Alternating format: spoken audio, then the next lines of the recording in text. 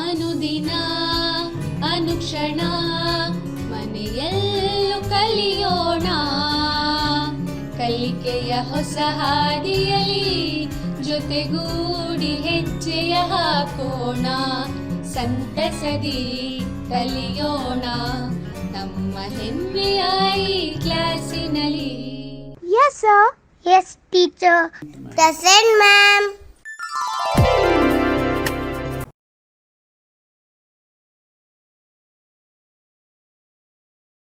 शुरू कर रही हूँ बनामे खुदा कि जिसके करम की नहीं इंतहा। अज़ीज़ तलबा, मैं आज की ऑनलाइन क्लास में आप सबका तहे दिल से इस्तकबाल करते हुए खुशामदीद कहती हूँ। अज़ीज़ तलबा, आज की क्लास में हम सबक नंबर 3 मौलाना अबुल कलाम आज़ाद पढ़ेंगे।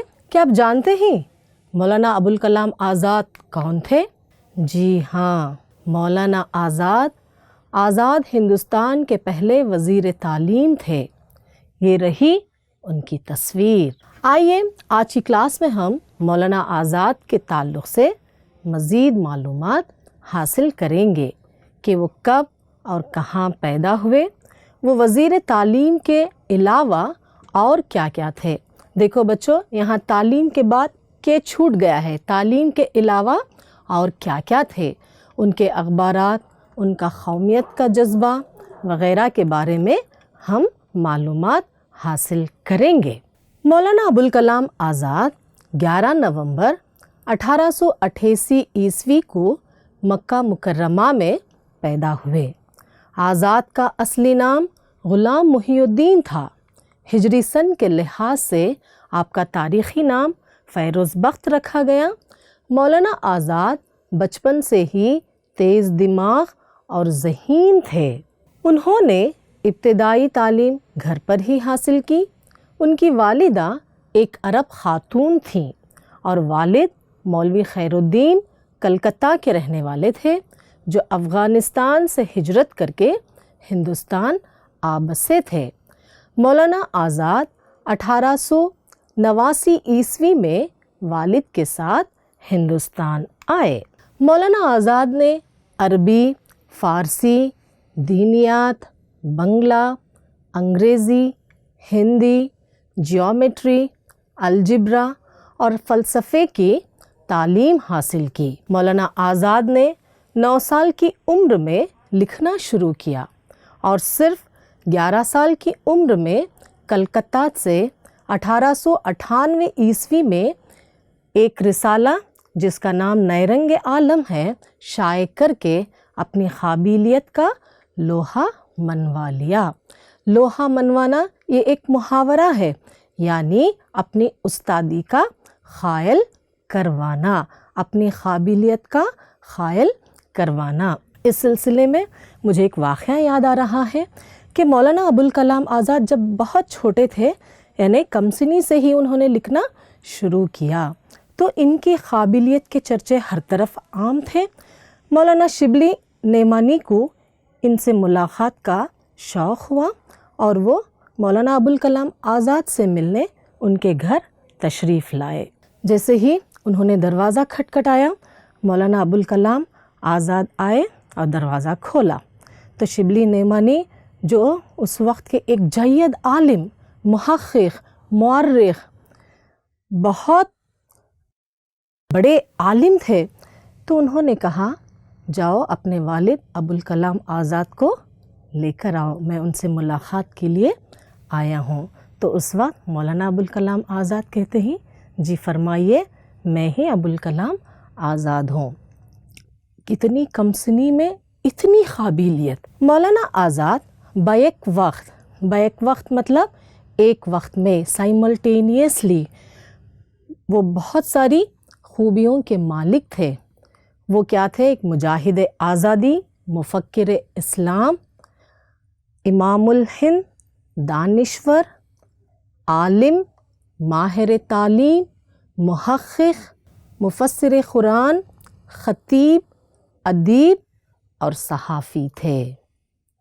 मुजाहिद कहते हैं जिहाद यानी कोशिश करने वाला, मुफ़क्किर फ़िक्र करने वाला, दानिश्वर अक़लमंद, इमामुल हिंद हिंदुस्तान का امام۔ مولانا ابوالکلام آزاد مجاہد آزادی تھے، تحریک آزادی کی جنگ میں لڑنے والے ایک سپاہی تھے، وہ مفکر اسلام تھے، امام الہند، ہندوستان کا امام تھے، دانشور تھے، عالم، ماہر تعلیم، محقق، تحقیق کرنے والے، مفسر قرآن کی تفسیر بیان کرنے والے، خطیب، خطبہ دینے والے، ادیب، ادب لکھنے والے، اور صحافی یعنی اخبار نویس تھے۔ وہ ہندوستان کے ایسے سپوت اور مسیحا تھے کہ ملک اور قوم کے لوگ ان کا کبھی قرض نہیں اتار سکتے۔ وہ ہندوستان کے ایک ایسے سپوت مطلب وہ ایک ایسے فرزند تھے، اور مسیحا حضرت عیسیٰ علیہ السلام کا لقب تھا کہ وہ مردوں کو زندہ کرتے۔ تو یہ بھی اپنے ملک کے لیے ایک مسیحا سے کم نہیں تھے، وہ ایک ایسے فرزند تھے، ایسا بیٹا تھے اپنے ملک کا کہ ملک اور قوم کے لوگ ان کا کبھی قرض نہیں اتار سکتے۔ 1930 عیسوی میں مولانا آزاد کانگریس کے صدر منتخب ہوئے۔ اسی سال کانگریس نے مکمل آزادی کا نعرہ دیا اور گاندھی جی نے نمک ستیہ گرہ کا اعلان کیا۔ یہ رہی تصویر گاندھی جی کی جب انہوں نے نمک ستیہ گرہ کا اعلان کیا۔ نمک ستیہ گرہ کی تحریک کے بارے میں تو آپ سب جانتے ہیں کہ کس طرح انگریزوں نے نمک پر ٹیکس لگایا اور نمک کی قیمتیں بڑھا دیں اور ہندوستانیوں کو نمک بنانے کی اجازت نہیں دی گئی تھی، تو اسی لیے گاندھی جی نے نمک ستیہ گرہ کا اعلان کیا۔ بابا قوم مہاتما گاندھی نے ٹھیک ہی کہا تھا کہ مولانا آزاد نے اپنے دل کی دھڑکن اور جسم میں دوڑنے والے خون کا ہر قطرہ ملک کے لیے وقف کر دیا۔ کیا کر دیا؟ وقف صرف کر دیا۔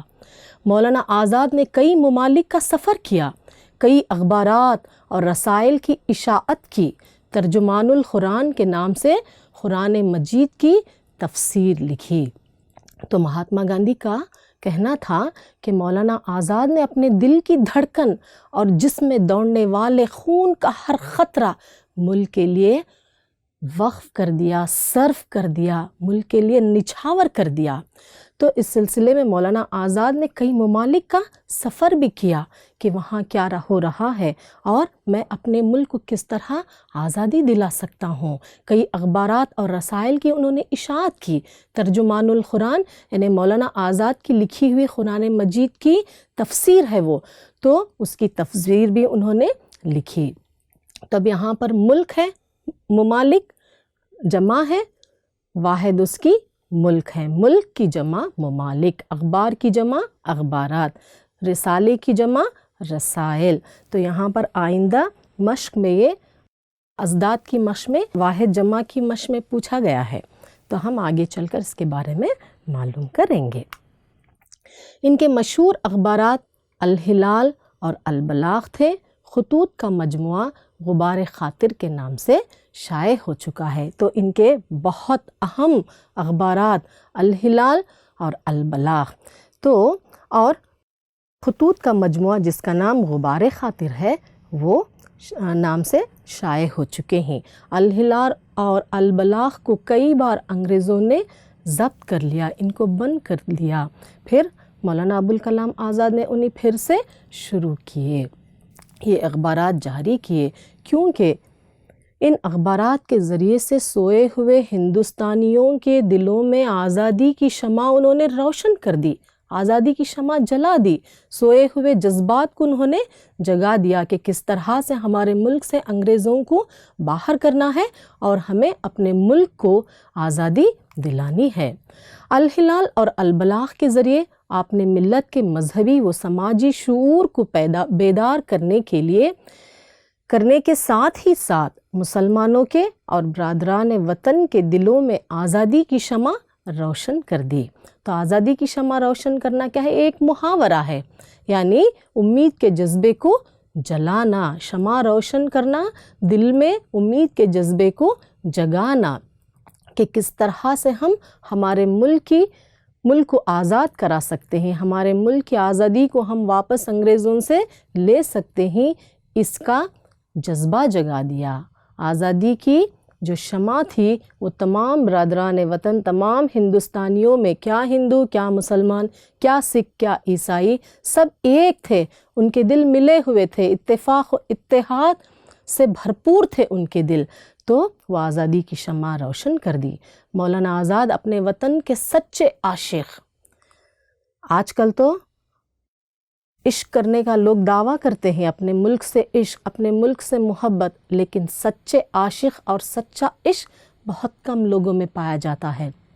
تو ان میں سے مولانا ابوالکلام آزاد بھی ایک تھے۔ وہ اپنے وطن کے سچے عاشق، محب وطن، وطن کو چاہنے والے، وطن سے محبت کرنے والے، بڑے سیاسی مفکر اور دور اندیش لیڈر تھے، دور کی سوچ رکھنے والے لیڈر تھے۔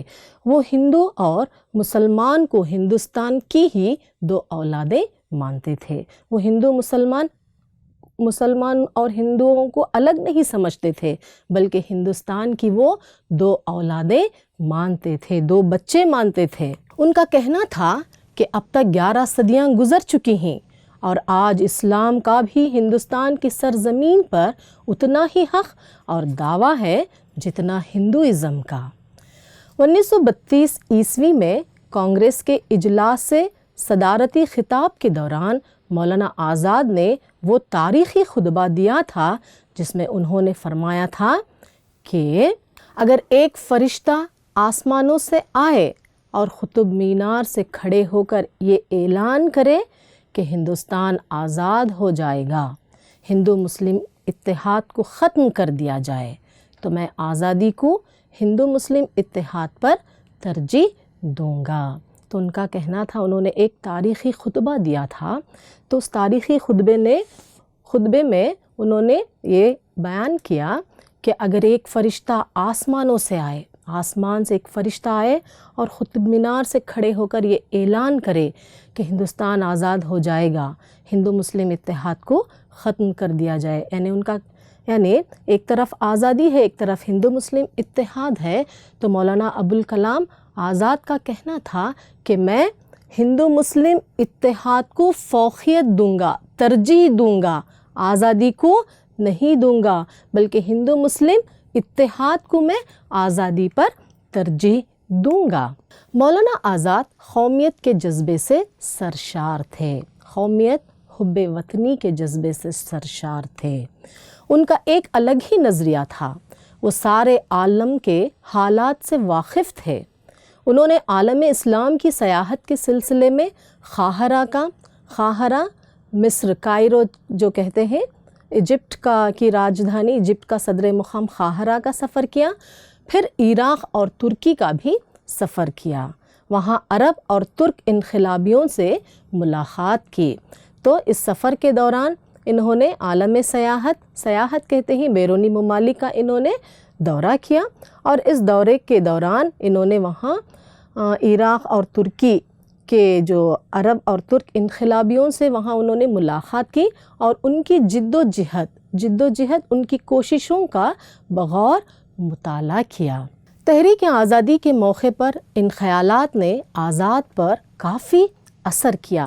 پہلی مرتبہ 1916 عیسوی میں مولانا آزاد کو باغی قرار دیتے ہوئے رانچی جیل خانے میں نظر بند کر دیا۔ تو 1916 عیسوی میں انگریزوں نے کیا کیا مولانا آزاد کے ساتھ؟ انہیں باغی قرار دے دیا۔ باغی کہتے ہیں بغاوت کرنے والا۔ ہندوستان میں انگریزوں کی حکومت کے خلاف جو کوئی بھی آواز اٹھاتا انہیں باغی قرار دیا جاتا، تو انہیں باغی قرار دے کر رانچی جیل خانے میں نظر بند کر دیا گیا۔ نظر بند کرنا مطلب قید کر دینا، اور مولانا آزاد کی آزادی پر انگریزوں نے پہرے بٹھا دیے۔ پہرے بٹھانا یہ بھی ایک محاورہ ہے۔ پہرے بٹھانا مطلب دربان مقرر کرنا، حراست میں رکھنا، لیکن ان کے ذہن کو قید نہ کر سکے۔ جسم کے اندر ہمارے دل و دماغ میں جو افکار ہیں، جو خیالات ہیں، کیا کوئی اسے قید کر سکتا ہے؟ بالکل نہیں۔ انگریزوں نے صرف مولانا آزاد کے جسم کو قید کیا، ان کے خیالات، ان کے افکار، ان کے ذہن کو قید نہ کر سکے۔ تو جیل میں بھی وہ برابر لکھتے رہے۔ کس کے بارے میں؟ ہندوستان کے بارے میں کہ کس طرح سے انگریزوں سے اپنے ملک کو واپس لینا ہے، تو اس طرح سے انگریز ان کے ذہن کو قید نہ کر سکے۔ اس کے بعد مولانا آزاد زور و شور کے ساتھ گاندھی جی اور پنڈت نہرو کے ساتھ مل کر اس تحریک میں شامل ہو گئے۔ کون سی تحریک؟ تحریک آزادی۔ ہندوستان کی تحریک آزادی کا یہی وہ لمحہ ہے جب مولانا ابوالکلام آزاد اور پنڈت جواہر لال نہرو دونوں عملی جد و جہد میں شریک ہوئے اور آزادی سے قبل ہی ان کی قید و بند کا سلسلہ شروع ہو گیا۔ تو یہ دونوں میدان میں کود پڑے اپنے ملک کو آزاد کرانے کے جذبے کو لے کر، تو تبھی سے انہیں جیل میں ان کی قید و بند کا سلسلہ شروع ہو گیا۔ اس عہد کو مولانا آزاد کا عہد کہا جا سکتا ہے۔ مولانا آزاد نے الہلال اور البلاغ کے ذریعے ملک میں حریت کا سور پھونک دیا۔ جیسا کہ ہم معلوم کر چکے ہیں کہ الہلال اور البلاغ مولانا ابوالکلام آزاد کے اخبارات ہیں، تو ان اخبارات کے ذریعے مولانا ابوالکلام آزاد نے ملک میں حریت کہتے ہیں آزادی، سور پھونکنا یہ بھی ایک محاورہ ہے، بگل بجانا، تو ملک میں آزادی کا انہوں نے بگل بجا دیا۔ مولانا آزاد تحریک آزادی کے محاذ کہتے ہیں جنگ کو، تحریک آزادی کی جنگ پر صف اول کے قومی رہنما، ایک قومی لیڈر کی حیثیت سے ابھرے تھے۔ مولانا آزاد تقسیم ہند کے نظریے کے خلاف تھے۔ جب ہندوستان پاکستان ایک تھے، جب آزادی کی لہر دوڑ رہی تھی، جب تحریک آزادی چل رہی تھی، تو اس وقت مولانا ابوالکلام آزاد ہندوستان کو تقسیم کرنے کے نظریے کے خلاف تھے۔ وہ ہندوستان کا بٹوارہ نہیں چاہتے تھے، وہ آخری لمحے تک اس کی مخالفت کرتے رہے، مخالفت اس کے اگینسٹ تھے۔ ہندوستان کا یہ بٹوارہ نہیں چاہتے تھے، ہندوستان کو یہ سالم رکھنا چاہتے تھے، لیکن جو محنت اور لگن تحریک آزادی کے سلسلے میں مولانا آزاد نے کی تھی، اسے کسی بھی صورت میں نظر انداز نہیں کیا جا سکتا۔ تو جو جد و جہد، جو کوشش، جو لگاؤ، جو جستجو سے انہوں نے کوشش کی، اسے ہم نظر انداز نہیں کر سکتے۔ لگن، شوق، مخالفت کا اپوزٹ ورڈ ہے، اس کا تضاد ہے موافقت۔ جد و جہد آزادی کے سلسلے میں ملک و قوم کی جو خدمت انہوں نے کی وہ قابل ستائش ہے، قابل ستائش، تعریف کے قابل ہے۔ اعلیٰ اجتماعی مقصد کے حصول کے لیے مولانا آزاد نے اپنی زندگی وقف کر دی۔ تو ہر کوئی اپنی اپنی زندگی جیتا ہے، دوسروں کے لیے بہت کم لوگ جیتے ہیں، لیکن یہاں پر ایک اعلیٰ اجتماعی مقصد، مجموعی طور پر ایک مجموعاتی مقصد ایک تھا۔ وہ کیا تھا مقصد؟ آزادی کا حصول تھا، آزادی کا حاصل کرنا تھا۔ تو مولانا آزاد نے ہندوستان کی آزادی کے لیے اپنی ساری زندگی وقف کر دی، اپنی ساری زندگی اپنے ملک کے لیے نچھاور کر دی۔ مولانا آزاد کی بیوی زلیخا بیگم دق جیسے موذی مرض کا شکار ہو گئیں۔ موذی کسے کہتے ہیں؟ موذی کہتے ہیں ایذا دینے والا۔ جیل کے حکام نے اشارتاً کہا کہ اگر وہ درخواست دیں تو انہیں بیوی کو دیکھنے کی اجازت دی جا سکتی ہے۔ مولانا آزاد کی غیرت و حمیت نے رعایت گوارا نہیں کی۔ 9 اپریل 1943 عیسوی کو زلیخا بیگم کا انتقال ہو گیا۔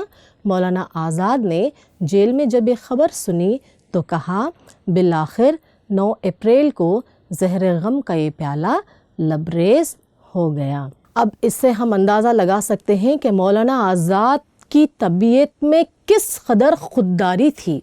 حالانکہ یہ جیل میں تھے اور ان کی بیوی وہاں دق جیسے موذی مرض میں مبتلا تھیں، موت کے قریب تھیں، کبھی بھی ان کا انتقال ہو سکتا تھا۔ تو جیل کے حکام اشارتاً انہیں کہتے ہیں کہ اگر آپ درخواست دیں تو آپ کو اپنی بیوی سے ملاقات کے لیے بھیجا جا سکتا ہے، رعایت مل سکتی ہے۔ تو انہیں گوارا نہیں تھا، جو ہوتا ہے دیکھا جائے گا، لیکن انہیں اپنے ملک کی آزادی عزیز تھی، اپنی خودداری عزیز تھی۔ تو انہوں نے کوئی درخواست نہیں کی، یہ جیل میں رہے اور ان کی بیوی کا وہاں انتقال ہو گیا۔ آخری لمحات میں جب کوئی کسی کا اپنا بچھڑ جاتا ہے تو لوگ کیا کیا کر گزرتے ہیں، لیکن انہوں نے نہ تو رعایت لی نہ تو درخواست بھیجی، تو ان کی بیوی کا آخری دیدار بھی وہ نہیں کر سکے۔ جدید ہندوستان کے معمار کہتے ہیں تعمیر کرنے والا کون تھے؟ مولانا آزاد اور پنڈت نہرو ہیں۔ قومی یکجہتی نیشنل انٹیگریشن، اتحاد کا جو آزاد اور نہرو نے دیکھا تھا اسے پورا کرنے میں انہوں نے کوئی کسر نہیں چھوڑی۔ کسر نہ چھوڑنا یہ بھی ایک محاورہ ہے، کوئی کوتاہی کوئی کمی انہوں نے نہیں چھوڑی۔ خاص کر نئی نسلوں کے لیے مولانا آزاد کی زندگی سبق آموز ہے۔ خاص کر یہ جو نئی نسل نیو جنریشن ہے، آپ جیسے بچے ہیں، تو ان کے لیے مولانا آزاد کی زندگی آپ کے لیے کیا ہے؟ ایک سبق آموز ہے، جس سے آپ کو عبرت ملتی ہے، جس سے آپ کو سبق ملتا ہے کہ ہمیں بھی اس طرح سے زندگی گزارنی ہے کہ ایک اعلیٰ اجتماعی مقصد کے حصول کے لیے ایک انسان کیا سے کیا گزرتا ہے، کتنی قربانیاں دیتا ہے۔ یہ متاثر ہونے کی ان کی زندگی ہے اور ہمیں متاثر ہونا چاہیے۔ آزادی کے بعد مولانا آزاد ہندوستان کے پہلے وزیر تعلیم بنے اور اپنے زبردست انداز فکر اور تدبر سے ان پڑھ ہندوستان کی تعلیمی شرح بڑھانے میں ایک بہترین کردار ادا کیا۔ تو مولانا آزادی کے بعد آزاد ہندوستان کے سب سے پہلے وزیر تعلیم بنے اور اپنی قابلیت کی بدولت انہوں نے ہندوستان جو ان پڑھ تھا اس وقت اس کی تعلیمی شرح کو بڑھانے میں ان کا بہت بڑا رول رہا، اور آخر 22 فروری 1958 عیسوی کو اس دار فانی سے کوچ کیا۔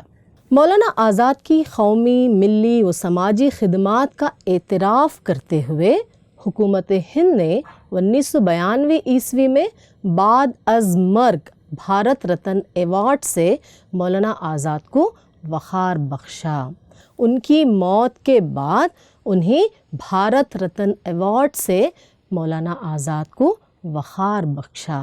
بھارت رتن ایوارڈ یہ ہمارے ملک کا سب سے بڑا ایوارڈ ہے۔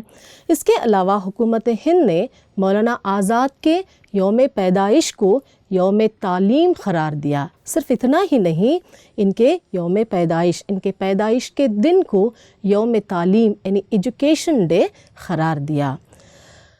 ہر سال 11 نومبر کو یوم تعلیم منایا جاتا ہے۔ اب کچھ مشقی سرگرمیاں ہو جائیں۔ اب یہاں پر ازداد ہیں، تو میں سمجھتی ہوں کہ آپ کو تمام ازداد سمجھ میں آ گئے ہوں گے، جو ہم مخالفت، موافقت، بیدار، غفلت، غلام، آقا، واقف، نا واقف، طویل، مختصر، حریت، غلامی یا قید، خواب، حقیقت، فانی، باقی۔ اب یہ دیکھیں، واحد کی جمع بنائیں۔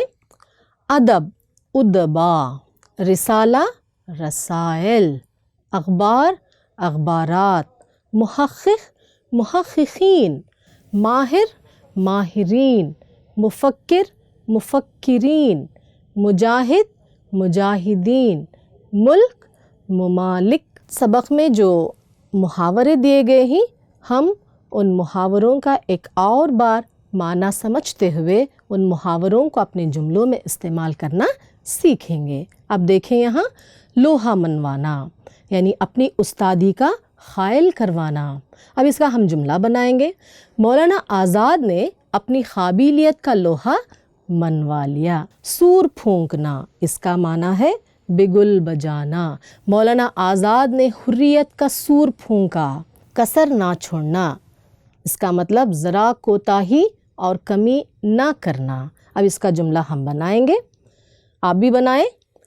میں نے امتحان کی تیاری میں کوئی کسر نہیں چھوڑی۔ نیکسٹ، شمع روشن کرنا، یعنی اس کا معنی ہے شمع جلانا، امید کے جذبے کو جگانا۔ اب اس کا جملہ ہم بنائیں گے۔ آزاد نے ہندوستانیوں کے دلوں میں آزادی کی شمع روشن کر دی۔ اب دوسرا دیکھیں، پہرے بٹھانا، اس کا معنی ہے حراست میں رکھنا۔ اب اس کا جملہ ہم بنائیں گے۔ ہمارے خیالات اور سوچ پر کوئی پہرے नहीं बिठा सकता। नेक्स्ट, मुहिम सर करना। मुहिम सर करने का मतलब है मुश्किल काम सर अंजाम देना। अब इसका जुमला हम बनाएंगे। मौलाना आज़ाद ने आज़ादी की मुहिम सर की। अब इस तरह से एक जुमले में जवाब लिखिए, ये मशक हम करेंगे। तो यहाँ पर 5 सवालात पूछे गए हैं 1 मार्क के ताल्लुक़ से। तो पहला सवाल, मौलाना अबुल कलाम आज़ाद कब और कहाँ पैदा हुए। दूसरा सवाल, मौलाना आज़ाद का असल नाम क्या था। तीसरा सवाल, मौलाना आज़ाद के वालिद कहाँ के रहने वाले थे। चौथा सवाल, मौलाना आज़ाद कब हिंदुस्तान आए। 5वां सवाल, मौलाना आज़ाद किस जज्बे से सरशार थे। मौलाना अबुल कलाम आज़ाद कब और कहाँ पैदा हुए। मौलाना अबुल कलाम आज़ाद 11 नवंबर 1888 ईस्वी को मक्का मुकर्रमा में पैदा हुए। मौलाना आज़ाद का असल नाम क्या था। मौलाना आज़ाद का असल नाम ग़ुलाम मुहीउद्दीन था। मौलाना आज़ाद के वालिद कहाँ के रहने वाले थे। मौलाना आज़ाद के वालिद कलकत्ता के रहने वाले थे। मौलाना आज़ाद कब हिंदुस्तान आए। मौलाना आज़ाद 1889 ईस्वी में हिंदुस्तान आए। मौलाना आज़ाद किस जज्बे से सरशार थे। मौलाना आज़ाद कौमियत के जज्बे से सरशार थे। अब 3-4 जुमलों में जवाब लिखिए, ये 2 मार्क्स के लिए पूछा जाएगा। अब हम क़वायद के ताल्लुक़ से हुरूफ बयानिया, हुरूफ इस्तिद्राक और हुरूफ इस्तिश्ना के बारे में मालूम करेंगे। हुरूफ बयानिया से मुराद ऐसे हुरूफ जो किसी बयान की वजाहत करें, उसको वाज़ेह करें या उसको मज़ीद आगे बढ़ाएं या उसको और आगे बढ़ाएं कि, बल्कि, यानी, मुराद वग़ैरह हैं। अब हम इसकी मिसालें देखेंगे। मैंने कहा था ना, मैंने कहा था ना कि वो मुखलिस है। अब इसी तरह हम दूसरी मिसाल देखेंगे। बाज़ लोग सूरत से ही नहीं बल्कि सीरत से भी खूबसूरत होते हैं। अब तीसरी मिसाल देखेंगे। टीपू सुल्तान यानी शेर मैसूर। चौथी मिसाल, खुशकिस्मत लोग अपनी मुराद जल्दी पा लेते हैं। हुरूफ इस्तिद्राक, हुरूफ इस्तिद्राक से मुराद वो हुरूफ जो शुबह का तदारुक करते हैं, जैसे लेकिन, मगर, अलबत्ता, पर, ये वग़ैरह हैं। अब इसकी हम मिसालें देखेंगे। मैंने कोशिश की मगर नाकाम रही। अब हम हुरूफ इस्तिश्ना के बारे में मालूमात हासिल करेंगे। हुरूफ इस्तिश्ना से मुराद, हुरूफ इस्तिश्ना से मुराद ऐसे हुरूफ हैं जो एक चीज़ को दूसरे से अलग करते हैं, जैसे सिवाय, इलावा, बजुज़ वग़ैरह। अब घरेलू मश्क की सरगर्मी हम करेंगे। तो यहाँ पर हिस्सा अलीफ और हिस्सा बे को दिया गया है। आपको करना क्या है, दोनों में मुनासिबत तलाश कीजिए और जोड़ लगाएं। अब हम अमली मश्क के सिलसिले में आगे बढ़ेंगे। अब अमली मश्क मैं आपको दे रही हूँ। आपको करना क्या है, आज़ाद हिंदुस्तान के पहले वज़ीर आज़म पंडित जवाहरलाल नेहरू पर एक मज़मून आपको लिखना है। आज़ाद हिंदुस्तान के पहले वज़ीर आज़म पंडित जवाहरलाल नेहरू पर एक मज़मून लिखे। अब हमने कौन सा मज़मून पढ़ा, आज़ाद हिंदुस्तान के पहले वज़ीर तालीम मौलाना अबुल कलाम आज़ाद के बारे में मालूमात हासिल की। इसी तरह आपको पंडित जवाहरलाल नेहरू जो आज़ाद हिंदुस्तान के पहले वज़ीर आज़म थे, उन पर आपको एक मज़मून लिखना है। अच्छा बच्चों, मैं समझती हूँ कि आपको ये सबक अच्छी तरह समझ में आ गया होगा। आपने मौलाना अबुल कलाम आज़ाद के ताल्लुक़ से बहुत सारी मालूमात भी हासिल कर ली हैं। आप मुझे इजाज़त दें। ओके, अल्लाह हाफ़िज़।